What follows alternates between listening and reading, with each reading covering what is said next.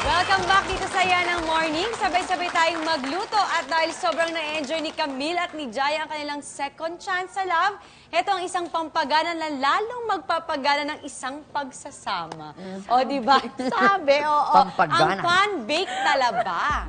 Grabe. Dali lang to. Itong gagamitin nating talaba, syempre sa mga restaurant, minsan natatakot umorder ng talaba kasi parang feeling nila mahal. Yes. Pero kung gagawin naman natin sa bahay, mas makakamura tayo. So, ang gagawin lang natin, kung wala kayong oven, sa pan, maglalagay lang tayo ng salt. Papainitin natin yung salt and then, ilalagay natin tong talaba. Agad-agad. Papatong lang. Papatong lang. After, hindi lang natin maluto. Okay. So, pag nalagay na natin, ilagay na natin tong ating magic sauce. Ito, ano lang to, garlic, bell pepper, and butter. Ginisa lang to kanina. Yun ang ilalagay natin sa ibabaw. Okay. Ayun, nilalagay na ni Miss Jaya. May putsina na natin. After nyan, maglagay tayo ng, syempre, cheese. Hindi pwedeng wala. Para mas cheesy. Kams, hindi mo ba nami-miss yung ano mo, fiancé mo? Kasi syempre, ang layo niya sa'yo. Oo Siyempre nga. nami-miss yan. Anong ginagawa mo? Para-paraan. Nausap sa phone, ganun.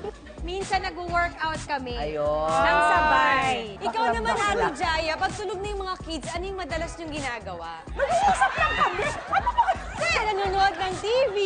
Alam mo, in fairness, mahilig kasi ako magkutkut ng mga mukha, yung mga puting buhok. Ha? Takliban niyo ha, para Tama. maluto Nadudulog agad. na kasi. Kasi syempre, kailangan kapag hinahanda natin yung pagkain, presentable. So, arty-artyhan lang natin itong plate, lagyan natin ng salt. Plating na. Plating. Tapos lagyan natin ng konting parsley lang. Arte-arte lang pala ito. Parsley. Arte. Ayan! Ayan, agad-agad na. So, Okay pa ba? nag-melt na siya. Ibig sabihin, pwede na. Okay na to. Perfection. Lalagay na At pala. hahanguin na natin. Yes, hanguin nyo na. Hanguin Pwede na. na yan. Ilagay na natin siya dun sa plating Kinakain natin. ko po yan hilaw. Ready na ang ating pan-baked talaba. Wow! Tikman na natin. Come on. Let's go, let's Come go. on. Actually, dun sa mga ayaw ng talaba, pwede na substitution yung tahong. So, kanya-kanyang tikiman lang to? Ito mukhang masarap. Isang agad-agad. Sobrang sarap. Sarap? Panalo sa... Ang sarap.